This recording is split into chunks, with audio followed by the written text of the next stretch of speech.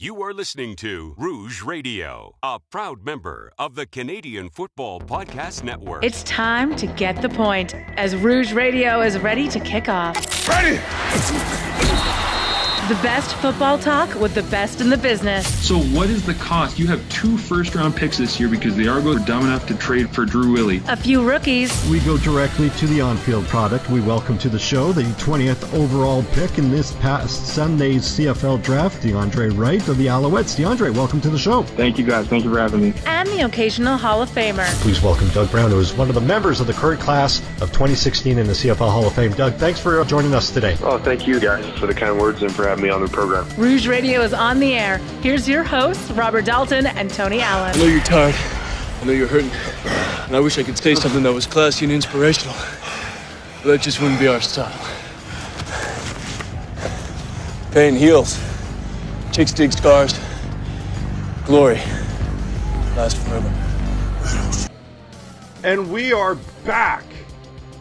Well, for myself, I'm back in my new little man cave / bar. It's the Rouge Radio podcast, powered by the Canadian Football Podcast Network, episode 406. My name is Robert Dalton, and joining me is Tony. Staple Milan Lucic is behind to the bench, except for today because he's a member of the Calgary Flames, so I need to be nice to him. Alan. Well, I'll never be nice to him, ever. I don't care what the scenario is. Tony, how's it going? It's just a bad Milan Lucic day. You know, and the thing is because it's just one of those things where I can't stand Milan Lucic, and there was no good of coming. I don't care how many people want to say, well, you got rid of James Neal. I'm like, no, it's just there's no good scenario. It's just something we did, and then of course today James Neal gets put on waivers, and everyone's like, all the Flame fans are, oh, it looks like we won that deal or confirmed for winning the deal. And it's like, did we though? Because now the Oilers don't have James Neal on their team anymore, but Milan Lucic is going to be on our second power play and coming over the boards with 2 minutes left in the game, trying to secure a win, which he will screw up. So I'm like, did we really win this? Because Oilers fans don't have to worry about James Neal. We've got to watch Milan Lucic on the second power play and trying to play anything that resembles defense to shut down the game and pick up a win. So I would hold it if I was a Flames fan on declaring ourselves the winners of that trade. Before we go forward into venture off into a new hockey podcast, should be noted that we were trying to get this out last week, this podcast, but unfortunately scheduling did not like us. So we decided to delay a week, but which actually worked out for our benefit because we have some free agent talk to talk about. So we are recording this on Saturday, February 13th, the eve of Valentine's Day. So which begs the question, what are Mrs. and Mr. Allen doing for Valentine's Day tomorrow? Oh, I don't know. More stuff for the kids, it would seem. My wife, I don't know, is on this kick that the kids need everything for every holiday. Now they need little baskets. They need Easter baskets, Thanksgiving baskets, Christmas baskets, and apparently we have Valentine's Day baskets now that we've put together with candies and chocolates for the kids. So somehow the kids have actually stolen Valentine's Day from us. But either way, it makes my wife happy. It makes the kids happy, which means everything is okay in my world. I am going on 3-4 years of not doing anything. Not that I don't love my wife. It's just Valentine's Day is it? I mean, I do a lot of spending on her. 365 days of the year. I mean, on a leap year, it's 366. So, do I really need that extra day to do it again? I mean, sure. No. I mean, sometimes we'll go somewhere. I mean, we can't go anywhere now because of the pandemic. Yeah. But I mean, we'll go somewhere just to say that we went somewhere. But I mean, it's really, almost 14 years together. I don't know if going out or not going out for Valentine's Day is going to, be the staple of our relationship on the, going on the downfall. Yeah. We've got a great show. Obviously, we're going to talk about some free agencies. We're gonna do a little movie review if we can fit some time in there, and of course, we'll answer your emails. But first, let's go through some podcasts. The top listeners of the Rouge Radio podcast. We've got the top countries. We've got you, Canada, the United States, Switzerland, France, the United Kingdom, Germany, Bermuda, Ireland, India, and Australia. And if we want to go through locations as far as actually cities, we've got your Toronto, Ontario, Calgary, Alberta, Winnipeg, Manitoba, Montreal, Quebec, Brampton, Ontario, East York, Ontario, Scarborough, Ontario, Etobicoke, I think I pronounced that wrong, in Ontario, Edmonton, Alberta, and Zurich, Germany. That is awesome. We love the Germans. You did get it. Let's get to the trending topics this week, and of course this past week, free agency. We're not going to. I mean, usually we grade some teams, and we'll just go through some notes and then maybe add some comments here because there's one thing that kind of happened before free agency held, and then we're probably going to talk about that. The BC Lions. It should probably be beneficial for me to actually pull up the CFL transactions here because I don't remember what the BC Lions did. From Tuesday at 11 o'clock Central Standard Time, free agent frenzy was kind of monetized by the Toronto Argonauts. Did you see what the Toronto Argonauts posted on their bio now? The only thing I saw temporarily was them calling themselves like the Toronto Stampeders or something, but they've been pretty on fire this last couple of days since free agency, so I can't imagine what it says today. If you completely missed it, the Toronto Argonauts, obviously, from day one of free agency, and even before because they made the trade to acquire the likes of Eric Rogers, Cordero Law, and Robertson Daniel, and obviously they signed Charleston Hughes. So a lot of people are saying, how can they find the money?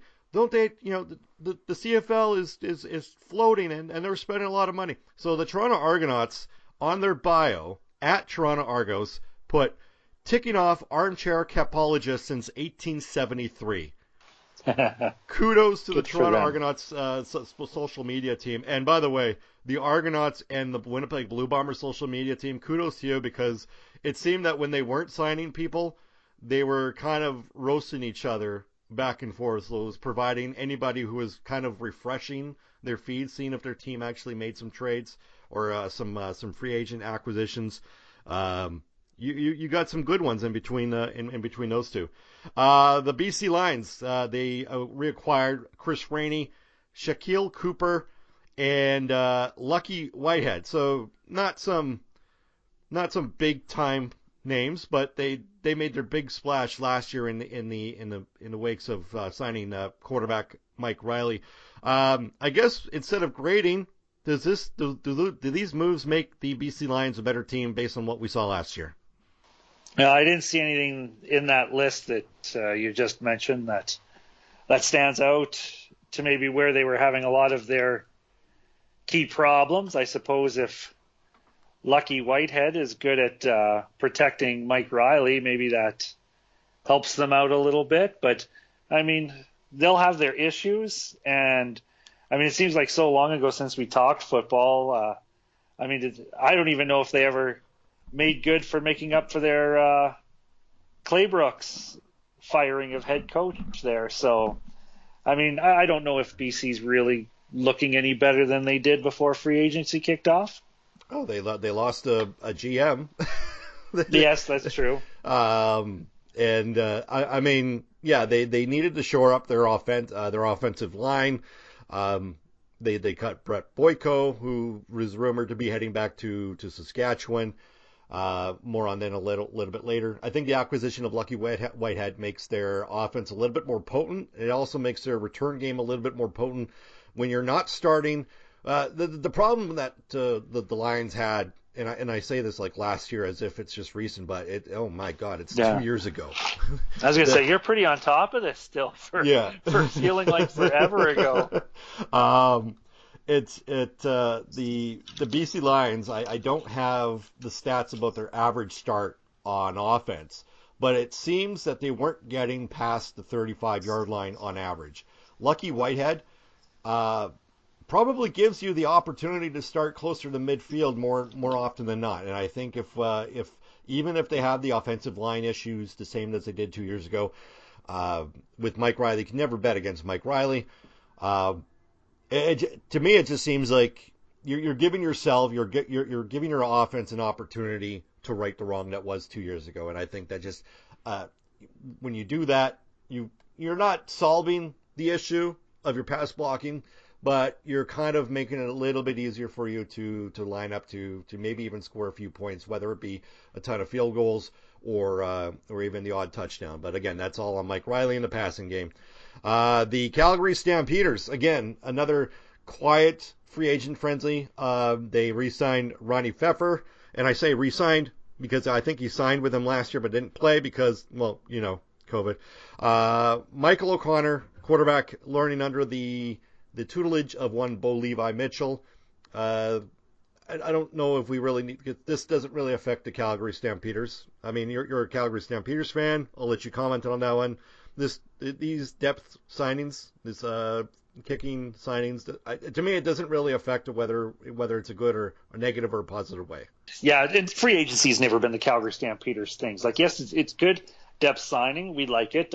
They've added a Canadian quarterback to the fold deep on the roster. And again, I think if there's one team that could at least try and make them something, it could be the Calgary Stampeder. But we took in, what's-his-face from Ottawa, whose name I'm going to completely forget because I want to recall it right now. But we ended up turning into a receiver, and he actually turned into a pretty good receiver on top of that. So, but either way, yeah, Calgary Stampeders, this isn't their bread and butter.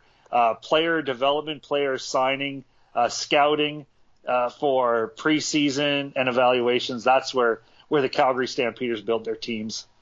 The Edmonton Football Club made some noise. Kenny Shaw, James Wilder Jr. comes back from his exodus to WWE/XFL/ he was coaching somewhere down south too as well. Also adding former Ottawa Redblack Kevin Brown. To me, they re-signed Sir Vincent Rogers, and I believe they also signed Derek Dennis from the Calgary Stampeders. They offensively, this is what and of course the biggest signing was Darrell Walker, who was actually unsigned last year. It turns out that not only did he miss the season, but he also would have missed any kind of paycheck that the CFL players would have gotten during last year. Signs with the team that he busted into the CFL with.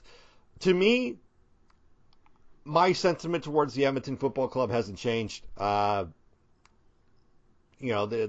missing. They've got Jamie Elizondo, of course. Scott Milanovich quit halfway, even before free agency.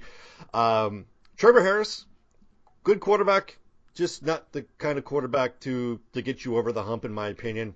Led the league in leading teams in field goals, leading up to field goals, because the Edmonton Football Club had issues getting it into the end zone in 2019. I don't know if these signings really make them that much better. James Wilder Jr., his progression, his production actually were going downhill since his rookie year in 2017. Can't imagine a guy coming off 2 years not being productive or not playing at all. Tony, any kind of thoughts before we move on towards the Saskatchewan Roughriders?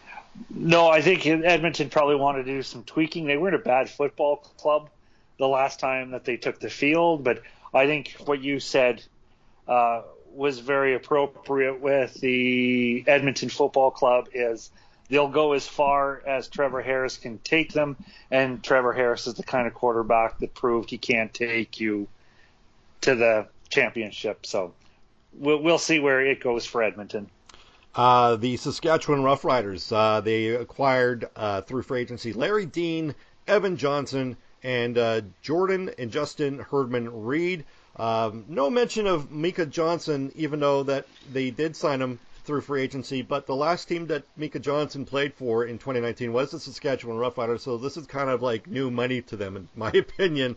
So when we talk about reacquiring through free agency, it's really tough to bring him up, even though in technicality it is.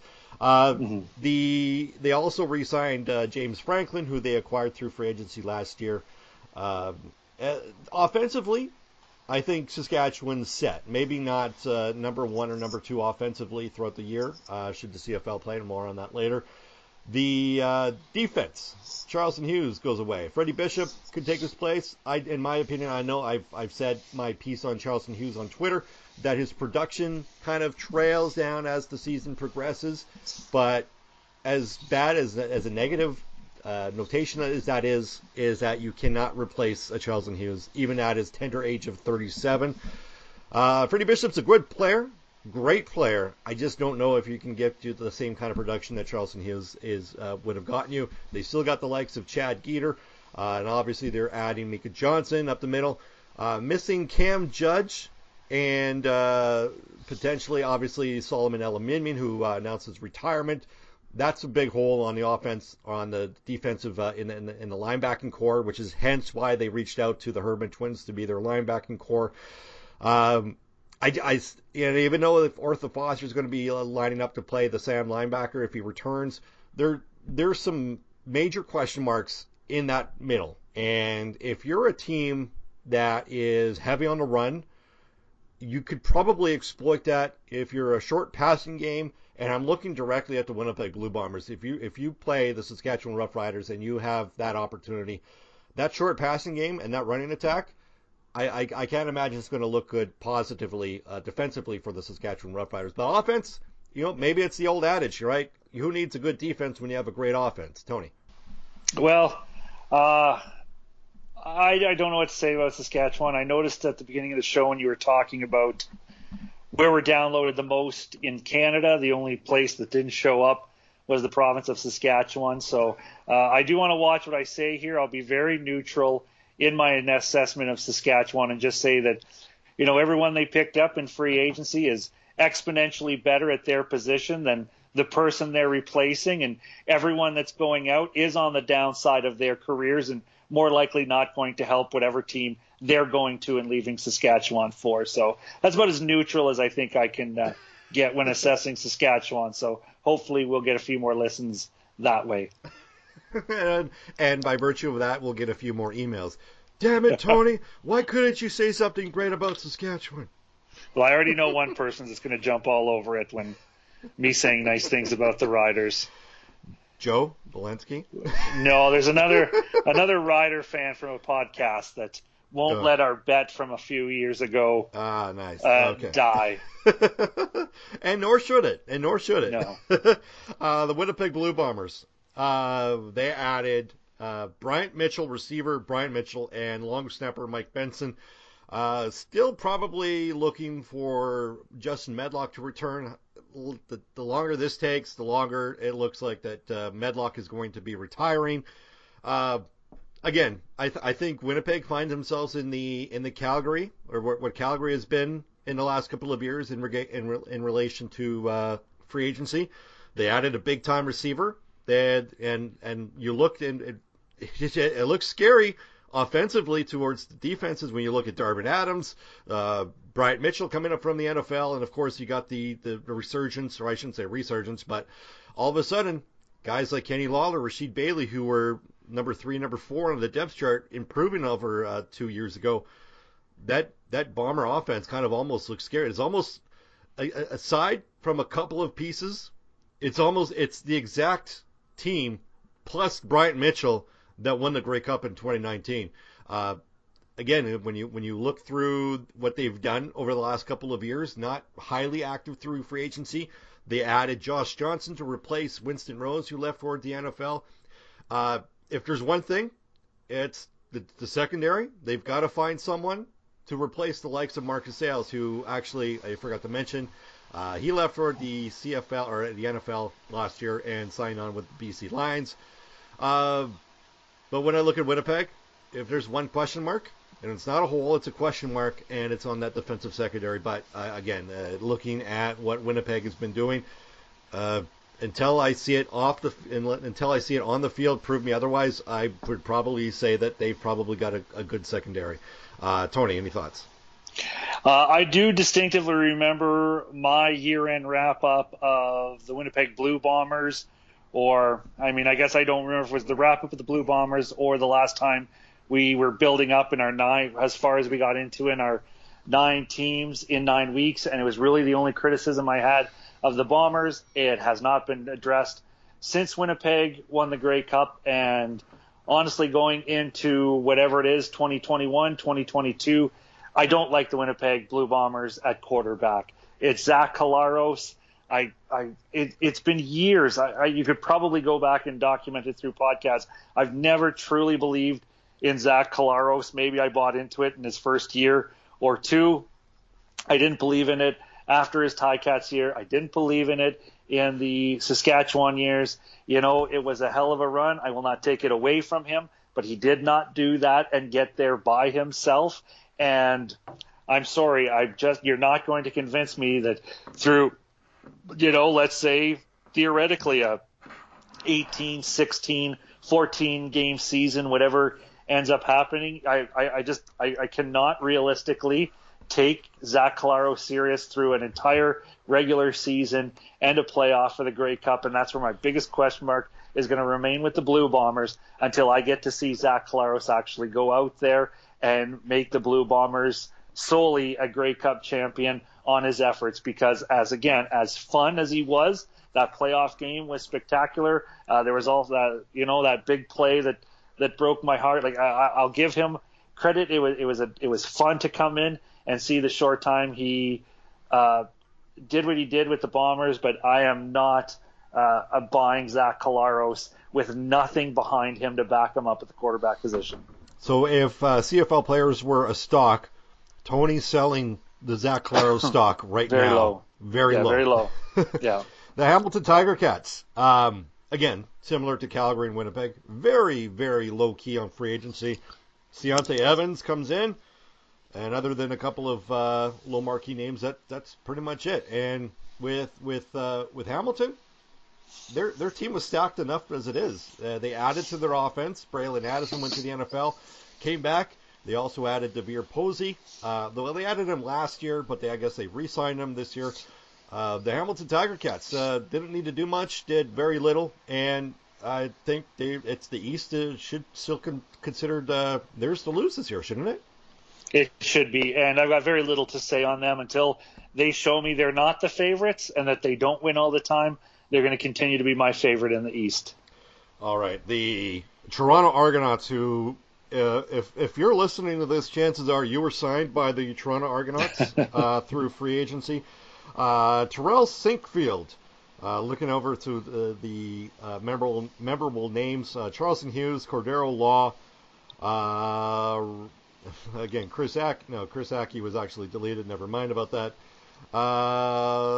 Looking through all the names, John White came over from BC, Odell Willis, Kendall Wright coming from the NFL, Chandler Worthy re-signed, Fabian Foote. Obviously behind center, we're going to talk about that in a little bit, but the Toronto Argonauts in 2019, very bad football team, at least record-wise. They had some pieces, and if it wasn't for the Ottawa Redblacks, the Toronto Argonauts probably could have actually maybe finished last in the CFL, at least in the Eastern Division. But I thought last year, when they signed a lot of free agents, it was going to be interesting. Now it seems to be sign big names, fight it out in training camp, and see what comes out from there. Again, this is a Hamilton's division to lose, but the Toronto Argonauts are going to make those Labor Day games and rematches, those Battle of Ontario games, pretty interesting, don't you think? Yeah, and if my memory serves me correctly, Toronto is one of the most fun teams to watch lose in the last season that they played, because they did make them interesting. They did have some good comebacks, but Bethel McLeod Thompson on occasion couldn't quite get them over that hump. It will be interesting now. Toronto, if they did nothing else, they brought in a lot of experience, a lot of years in the Canadian Football League in that locker room. Now, how it pans out on the field is another story. That was a great trade in picking up Eric Rogers out of the Calgary Stampeders. The only problem is it seems like Rogers has had some problems staying in the lineup since coming back from the NFL, so that will be an interesting storyline to follow there. But if he is healthy, having a history with Nick Arbuckle, it definitely puts Toronto in a little bit better position than they were probably last season. The Ottawa Redblacks, as of recent memory, they signed linebacker Mika Awe, former of the Winnipeg Blue Bombers, through free agency, who the Bombers, obviously, they never played.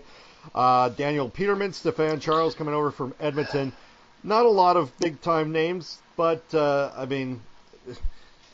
again, this might speak volume. I mean, we might do our 9 teams in 9 weeks, just specifically off this notation here, because they have a lot of holes in Ottawa. These are good moves, decent moves, but these are necessary moves, and if you're Ottawa, who finished last in 2019 and did absolutely almost nothing, there are more moves. Daniel Peterman is the sneaky, under the radar signing, a national receiver who, with limited opportunities, a couple touchdowns, a couple 100 yards over the last 2 seasons, very sneaky good. And I'm excited to see what he, under the tutelage of Paul LaPolice, will do, especially with new quarterback Matt Nichols there. I just think that there needs to be more. And if there is lack of money, then something needs to be done with Marcel Desjardins in Ottawa. Tony, any thoughts?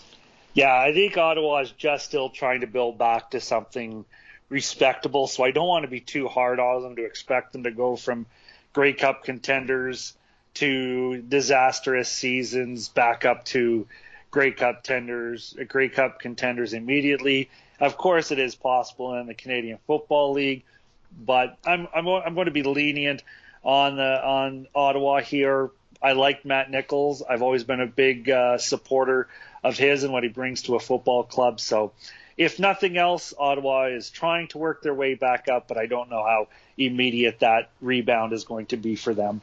The Montreal Alouettes made some big noise on the defensive line. They added Nick Usher, Armando Sewell from the Edmonton Football Club, also acquiring Natalia Jay, Exume Kervala Emmanuel from the Winnipeg Blue Bombers, and Alex Chevrier, or I should say Kervala Emmanuel, Exume from Winnipeg. Alex Chevrier, also Regis Sibasu and Jason Lezon-Seguin. Also acquiring Patrick Levels back again.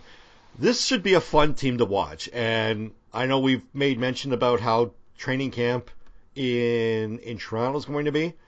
I'd be very shocked if Montreal isn't the team that gives Hamilton the run for their money for top spot. They may not get it. Like I said, I'm still on the Hamilton's division to lose. But if Hamilton finishes 15-3 again, like they did a couple of years ago, I think Montreal has a very good chance of at least making it like maybe a 12-6 record, which would be a severe improvement over their 10-8. I know mathematically they may not happen based on the amount of games that they play against the West or what have you, but 12-6 would be my best get towards the Montreal Alouettes. Tony? Yeah, I can't go in the route of giving them season schedule or whatever, season records, but I mean they were a very fun team. They showed a lot of promise last year with Vernon Adams back there. He's got a lot of potential. He is such an emotional football player, and I love to see what he puts on the field. Levels, I don't know if anyone hits harder than that guy in the Canadian Football League. Love watching him out on the field, and I think if the only prediction I would probably make at this point is I do see it easily being the Tiger Cats at the number 1 spot, Montreal easily sliding in at number 2, and then anything happening in that East final. Because, I mean, obviously crossovers, more than likely a possibility. They have been popular at late, but I still like Montreal and Hamilton to take care of business in the East and then fight it out to see who goes to the Grey Cup. So, we've talked about what we liked from Toronto and what we don't like about Ottawa. Do you think that Toronto does enough to avoid a Western crossover this year? I know it's way too early. I'd like to think they do. I really do like to think that Toronto could put together a club that'll fend off a Western crossover, only because I really want Nick Arbuckle to do well, and I think, he just might be so young in his career and having so much history winning with the Calgary Stampeders and success there that he just might be too stupid to know he can't lose football games yet. So we'll see what kind of energy he brings to Toronto, and if they can gel. Because like I said, there is a lot of experience in that Argonauts locker room right now, and a lot of Grey Cup rings, several Grey Cup rings to go around. So right now I really hope Toronto is able to just make it an all East playoffs. And you heard it here first, everybody. That Tony thinks that Nick Arbuckle's stupid. Yeah. Metaphorically speaking, with confidence. Which is a perfect segue, because we wanted to talk about this on last week's show when we obviously we didn't have one. Last year, going into the 2020 season, the Bombers released Matt Nichols, signed on with the Toronto Argonauts. Then the Calgary Stampeders, with a couple of draft picks swapping both ways, traded Nick Arbuckle to the Ottawa Redblacks. Prior to free agency, the Ottawa Redblacks and the Toronto Argonauts both released those free agents and kind of swapped. So the Toronto Argonauts signed Nick Arbuckle, and Matt Nichols signed on with the Ottawa Redblacks. So first off, I kind of want to talk about this because I got roasted by Ottawa Redblacks fans, just because part of the things when I talk about when we kind of dissect a trade, whether it's for the purpose of actually just being an insider, wanting to talk about a trade, or talking about a trade tree, with draft picks, it's really unfair because we don't want to talk about it because we don't know who they're going to pick, and we won't know if it's a hit or a bust for a couple of years. The Ottawa Redblacks sent a couple of draft picks to Calgary. Ottawa received one, but let's call a spade a spade. Nick Arbuckle was the reason that trade was made, and you don't get any seasons with Nick Arbuckle. So for me to say that Nick Arbuckle or the Ottawa Redblacks kind of wasted on that trade, they whiffed on it, it's not out of the realm of possibility that they've whiffed on it, regardless who they pick, because they don't even find out who that is for another couple of years, whether it's a superstar or whatnot. So, I mean, I just had to get this off my chest that, again, this whole thing that happened from that trade to the release makes Marcel Desjardins look pretty clownish almost. Really clownish. Anyways, let's go. Thoughts on Matt Nichols no longer starting with the Toronto Argonauts. He is going to be under the tutelage once again under Paul Lapalisse, who took over the coaching duties last year with Ottawa. To me, I love the idea of Matt Nichols with Paul Lapalisse. That's where I thought he was going to go when he was available. Ended up going to Toronto. Nick Arbuckle, you said he was stupid. I'm just going to say that he is a very young, still, quarterback in the CFL.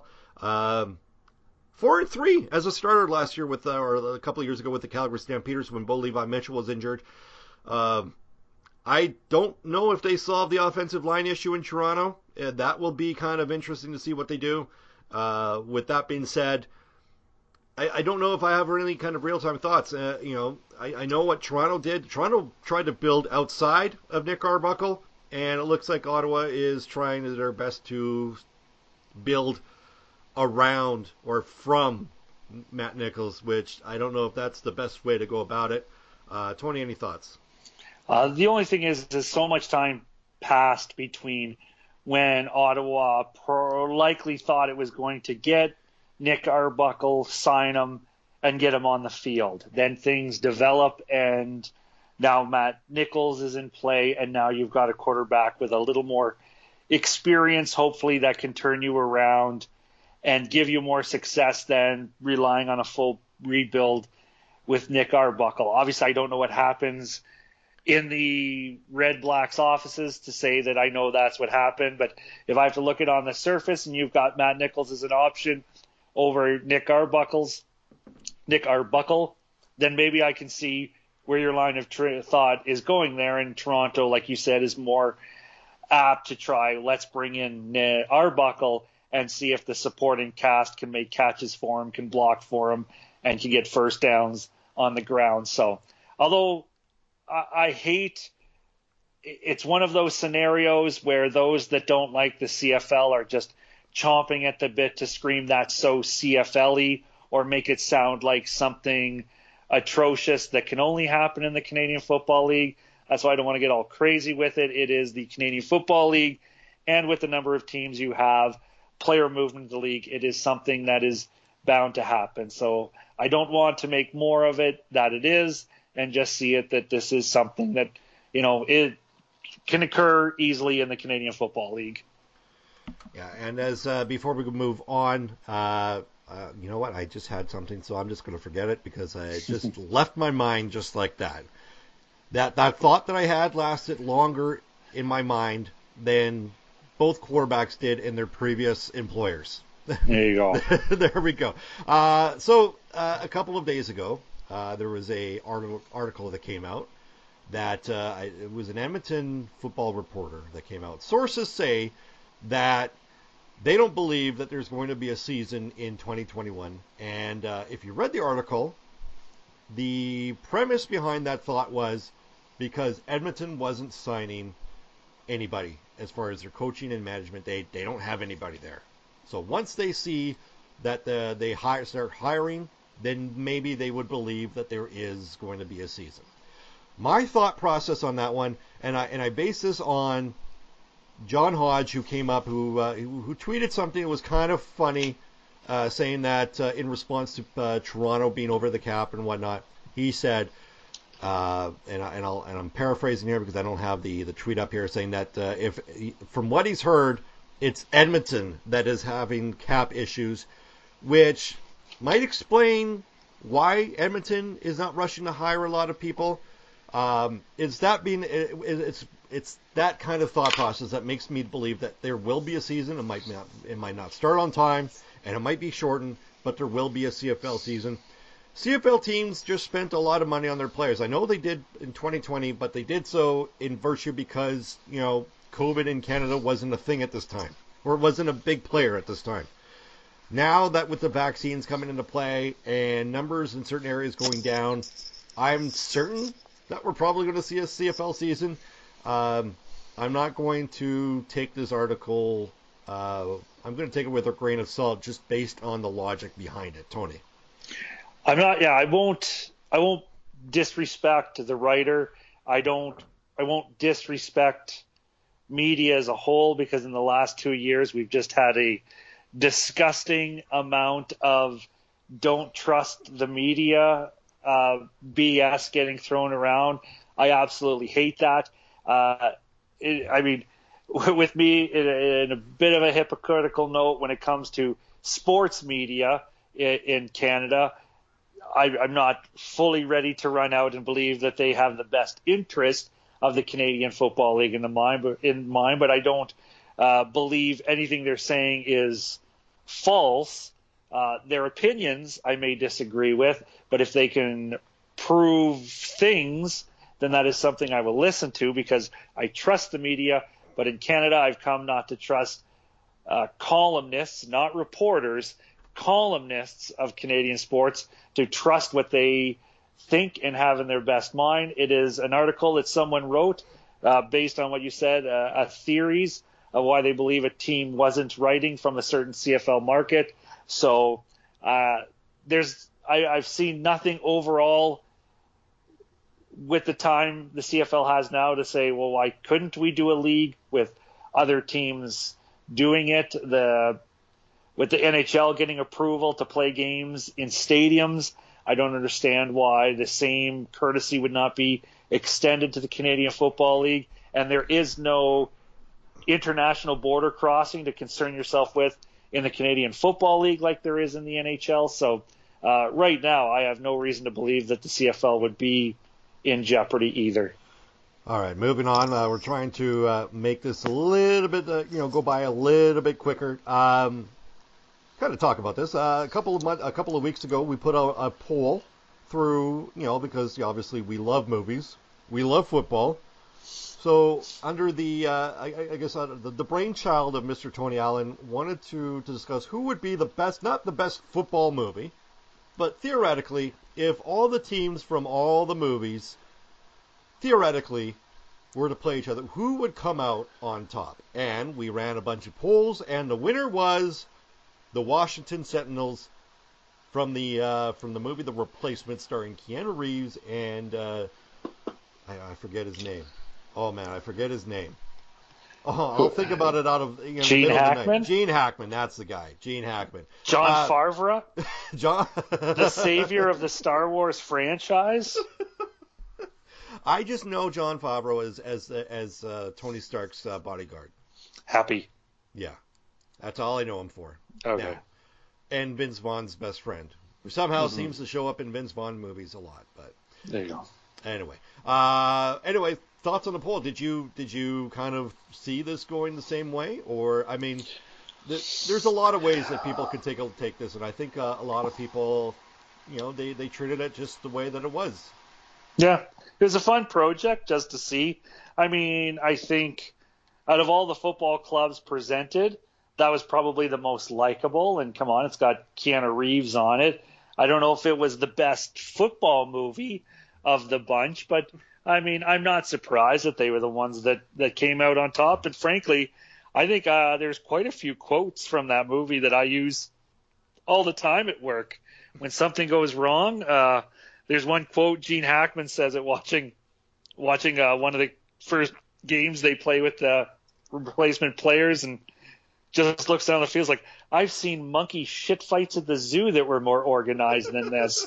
And that's like my favorite line from the movie. I quote it all the time between that one and he's wiry. What? He's wiry. Wiry. So that's the two lines I remember the most from. Yeah, it was one of my favorite movies, favorite sports movies. That Any Given Sunday and Remember the Titans. And so I'm kind of upset that the TC Titans and the Orlando Sharks didn't make it any further than they did.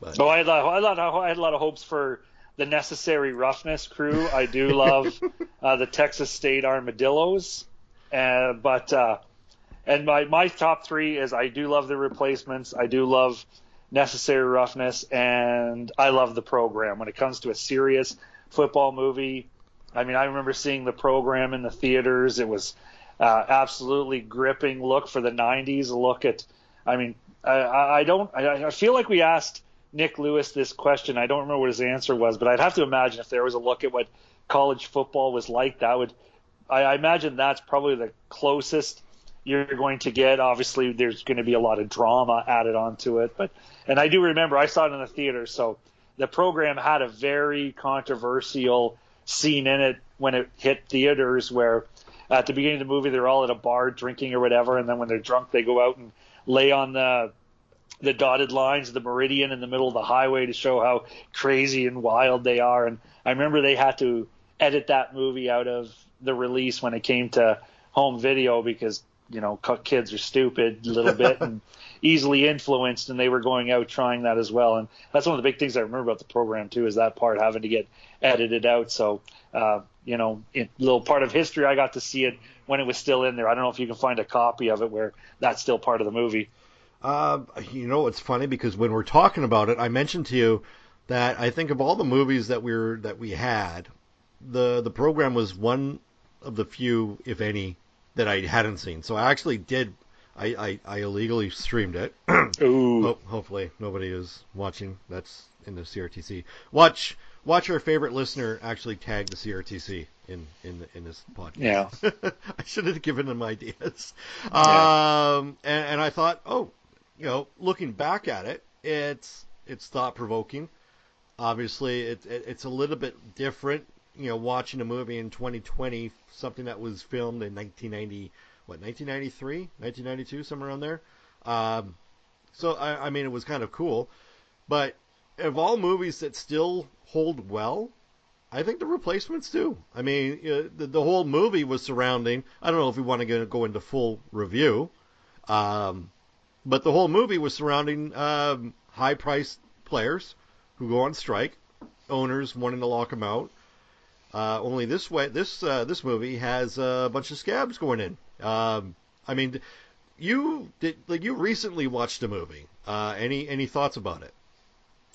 Oh, I like the comedy. I like that football still was the main purpose of the movie, although you had your side stories or whatever. It still basically revolved around the football and a lot of gameplay. Like I said, some quotable scenes, a good buddy movie coming together as a team and friendships and learning what a leader is, because you see how Keanu Reeves is a leader, as where the other quarterback is not a good leader. So, good lessons there all around with a lot of good football, and a lot of comedy. I liked it. Yeah, there's little logic, and I don't know if it was covered and I completely missed it, because that's what happens with me sometimes. I'll say it. So Keanu Reeves plays this guy, a quarterback who hadn't played football since college, gets brought in by Gene Hackman. And Gene Hackman, before bringing all these players, has this meeting with the owner, says, I get full control of the team. And he says, fine. Then their previous starting quarterback crosses the line, the picket line, so he plays. Why does Keanu Reeves have to go home? He actually goes home during this big game that lets him make the playoffs, and he comes back at halftime. Like, why wasn't he there? Like, why didn't he dress up as like the third stringer holding a clipboard? Because he was just a scab. He technically wasn't part of the league. But he has full control. Martell was the only player that crossed. How does that happen? I get it. It has to build up to the climax of the movie. Oh, what are we gonna do when we end up firing the starting quarterback? Oh, there's Keanu Reeves coming in out of nowhere. I get that. But logically, shouldn't Keanu Reeves have been there, to begin with? Nope. No. Okay. Nope. All right, that ends that one. All right, let's go to some emails, shall we? Unless you have any further reviews of the movie. No. Let's keep going. All right, so let's pull up some emails. Monica, by the way, I think we've had a Rachel and a Phoebe. Monica really? Now creates a trifecta of females from the Friends. Now, if we can get a Ross, Chandler, and Joey, then my life is complete. Monica, Dalts, as the flag-bearing Bomber fan, do you agree with Farhan Lodji's assessment that Kyle Walters, if there was a GM of the offseason, that it should be awarded to Kyle Walters? I don't know where I came into play, where I now speak for all Bomber fans, but it's an assessment. He did a good job. That's all there is to it. Dean from Edison Hat, likelihood of you guys doing 9 teams in 9 weeks this year? I don't know. We'll wait till the season actually starts. We might do something differently. Let's get an official start date, and then we will rock the 9 teams accordingly. Yeah. Matt from Kenora, Tony, I distinctly remember you saying that you've never ever left a Calgary Stampeders game early, which begs the question, which game actually made you think about leaving early? Oh, I like that question because it puts me on the spot. And honestly, could I think of one where I just wanted to pack up and get out of there? I want to say there was one Montreal Alouettes game where they were just giving them the straps. And we looked towards the gate, but it was actually my wife. So I guess in full disclosure, I think I was packing up our folding chairs. I don't know if we didn't have backs on our seats at McMahon Stadium, so we got those, one that uses your own weight. Anyways, not asking you about stadium seats, but anyways, I remember I was packing them all up, getting ready to go, and my wife wouldn't budge. So I guess there was one time where I was open-minded to leaving, but I never did actually get out of McMahon Stadium, because I think my wife also had the belief that everyone else was doing it. So you had 40,000 people trying to beat the rush, and then the last 3,000 just casually walking out of the stadium when the other 40,000 were beating the rush. So Taylor says, hey guys, is Winnipeg the Slurpee capital of the world? 40,000 people all drinking them at once. What's going on in Winnipeg? I think just a response to us talking about the Slurpees on the last show, because I don't know there isn't anything to do in Winnipeg in the wintertime, so we got to all drink Slurpees. Last email before we go, Darlene from Yorkton. Since Matt Nichols has been released twice in 2 years, does Tony need to come back with explain Matt Nichols? Oh, well, no, because I think Matt Nichols, God, was that who I did that with originally? Explain Matt Nichols to me? Yeah. Oh my gosh, how long ago was that? Edmonton. Holy cow. Yeah. No, I think, that's a fair question. That's fair to throw that back in my face, because I think I can now say I think Matt Nichols has been fairly described through his career, now that we've seen a full body of what Matt Nichols can do in the Canadian Football League and what he clearly did in Winnipeg, which I think he did a great job in. Not something that needs to be debated, but he did have some great years there. So at the end, yes, Matt Nichols has been successfully explained to me. Now that you're on Team Matt Nichols, are you going to be doing some explaining about Matt Nichols now? I don't know. I guess if anyone asks, Tony, explain why you like Matt Nichols. I guess I can look back and tell him everything I saw in Winnipeg that I enjoyed, because I think Winnipeg got to where it was as eventual Grey Cup champions because of what he was able to do. So all our Rouge maniacs that we have out there, Rouge listeners, now are going to be like searching for all Matt Nichols type tweets where he's being downplayed, and they're going to tag you now. So yeah, there you go. Be prepared. That's fine. That'll wrap it up for episode 406 of the Rouge Radio podcast. Tony, any final thoughts before we end this? Nope. Just let's get some football going. I'm enjoying the hockey, but I would enjoy Canadian football even more. Yeah, I cannot wait. And so for that, we're going to end episode 406 with, I guess, a episodic dad joke. Tony, are you ready? Go for it. All right. I don't trust stairs. They're always up to something. And that'll do it. All right. Take care. Wash your hands, everybody. Keep on washing your hands. If you don't wash your hands, we'll never get out of this heck hole of 2020/2021. Take care of yourselves, and we'll see you next time. Thanks for listening. Find more great shows like this at CF Pod Network on Twitter.